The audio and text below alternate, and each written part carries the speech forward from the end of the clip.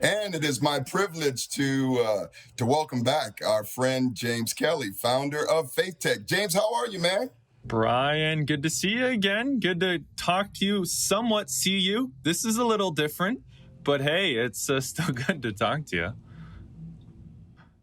Now, how you been keeping? I mean, this is your sweet spot. I mean, with tech going wild, I think you are probably up to your eyeballs and just connected in this this particular pandemic. What have you been up to specifically with COVID-19 and how you've been seeing this cause people to really pivot and make a different way of looking at things, but also a different way of processing? Yeah, it's been crazy. I think as soon as this hit, you had the entire global church and the world, but particularly global church, asking the exact same question, which was, how do we leverage technology to be the church, to serve the poor, to disciple, to preach, to teach, to do evangelism? And that's kind of our mission statement. Like, as FaithTech, we're fundamentally a tech community that wants to serve the church, believers that want to serve using their skills and talents with technology. And so this is this has been a crazy time for us. So, the pivot for us, like everyone's having to pivot in this, right? Ours happened in a moment, Brian. So early on in this, because FaithTech is in Asia, we started hearing about this early. And we started seeing what was going on there. And then it started impacting some of our global events. We were going to do a global summit on artificial intelligence. We were going to do a global summit on blockchain and virtual reality, bringing the world's experts together to ask how to use these techs for Jesus. And a lot of those we started canceling. And we had this moment where we said, we're on a call, and we said, wow, everything's starting to change. And then we said, as a team, we said, hey, FaithTech started out of this phrase, which I think should hopefully resonate with a lot of us, which is, in the midst of devastation, there's an opportunity for innovation. And our whole team kind of paused, and we said, yes, so what's that for us? And we ended up doing a global, we called it the COVID-19 Global Church Hackathon. Tell us about that, because that was pretty interesting. I was reading about that and I said, wow, James, you are on the cutting edge of what God is doing, and it's exciting. Talk to us about that hackathon.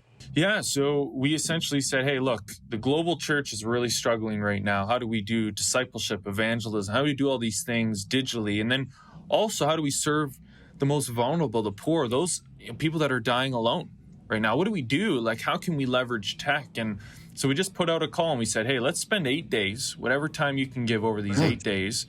And we're going to get in teams virtually all across the world. And we're going to build technology solutions that help in these two major categories, serving the local church and those that are suffering the most. And Brian, man, we were praying. So this is a great example where pray big. Yes. Because we were praying a little small, and we said, Lord, if 300 people came involved in this would be unbelievable. 685 people from 50 countries sign up. And for 8 days, they're using their skills, their talents, their minds, their education, their thinking, and they all started working together. And we had 55 products that were made. Wow. In 1 week. What were some of the apps that came out of that? Well, the winner, I got to tell you the story of the winner. It's just mind-blowing. So it's called Sound of Your Love. And essentially one of the teammates, her grandmother passed away during COVID. And it wasn't because of COVID, but because of COVID, she couldn't, nor even her husband, her grandfather, couldn't visit her grandmother in her final days. And this is happening all around the world, where people are dying alone because hospitals, long-term care homes are all closed off. And so she was really hurt by this, and she said, is there any way I could have made that experience better for her and our family? And she just kind of put out the call, and this team of 5 people from 5 time zones across the world, they get together, and in 1 week they build this product that, say my mother is dying, and I can't get to her and my father can't get to her. What could we do to help her hear our voice, to help her hear that we love her, that we care about her? And what they built was a way that you can record voice messages. And I essentially set up an account and I send a number to all my family and friends. They record a voice message, and then my mother can now on loop at any time listen to words of prayer, words of encouragement, songs that we sing, words of reconciliation. And just on loop at any point she wants, she can listen to those messages. Well, I got to tell you, that's hitting close to home, James, because my mom, during this COVID, graduated into heaven. And, being at a distance, it was very difficult, especially with the quarantine. So it really resonates with what you're saying. And I know, not being able to be there, this is a powerful tool for good, and also to allow the grieving process when people can't necessarily be together. That's powerful. Can you tell us how churches in this hour, though, James, can begin to love and reach as well? Because you're hearing a lot of what's taking place, but how can we make that really tangible in our own communities?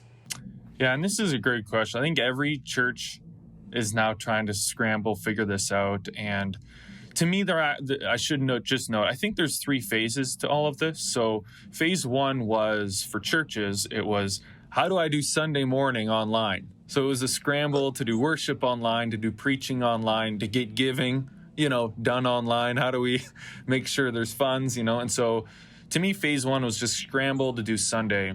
Phase 2, which I feel like a lot of people are in right now, which is now how do you do discipleship and evangelism online? And so I think a lot of churches now are thinking, this discipleship piece is really hard digitally, and there's some beautiful pieces of it, but some really difficult pieces. And so I think there's some scrambling there. And to me, what I'm hoping to see with a lot more churches is moving into phase 3, which is the innovation phase. This is where you actually see technology as a completely different medium of how you can interact with your people, And so, I know certain people that are going online and finding searches that they know people are struggling with right now. And they'll go on Google and they'll create sites or they'll create articles and target those specific searches to their neighbors. You can do this through Facebook. You can actually target people that you really want to reach with very specific content that's going to love and support and serve them.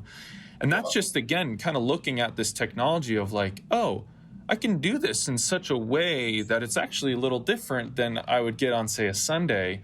But I can go right in and speak the gospel directly to my neighbors, even through technology. So some churches that are trying to innovate right now, really seeing their organization, their church as a brand new thing because of this medium, those are the groups that I think when this somewhat normal comes back, the churches that really rethought their church digitally, they're going to be able to take the best of what they had before, the best of what they're experiencing now, and create whatever that new is when whatever the new is comes, Well, you're on the cutting edge of the new normal, and I really appreciate you, my friend.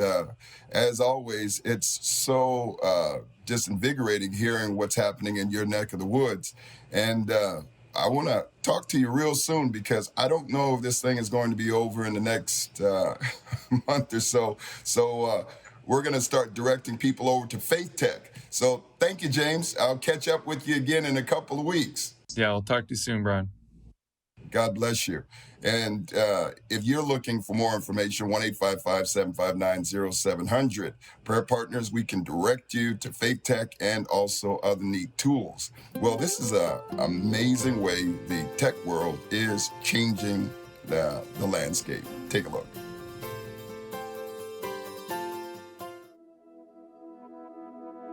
This was unexpected. A shared global moment of pain, loss, fear, and uncertainty. The world's plans disrupted. For thousands of years, we've found comfort in gathering together for work, play, celebrations, and mournings. Overnight, we went from intimacy to isolation, from peace to ruin. Yet in the midst of this devastation, we recognize there's an opportunity for innovation, to creatively build useful solutions in these unprecedented moments. Something miraculous is happening. From all corners of the globe, people are rising up. From computer programmers to graphic designers, from AI experts to entrepreneurs, an eclectic community banding together to sacrificially do their part. They're creating solutions that help people suffering alone hear the voice of their loved ones. Platforms that match life-saving resources to those who are in desperate need. And tools that empower the global church to uniquely share the good news of Jesus to the world. And yet, this is just a beginning. Together, as the global tech community, may we show the world what we can do. May we humbly offer our skills to develop solutions that will create a better world, both now and long after this crisis has ended. And may we remember that out of this devastation, we have this moment, this opportunity to bring innovation. Join us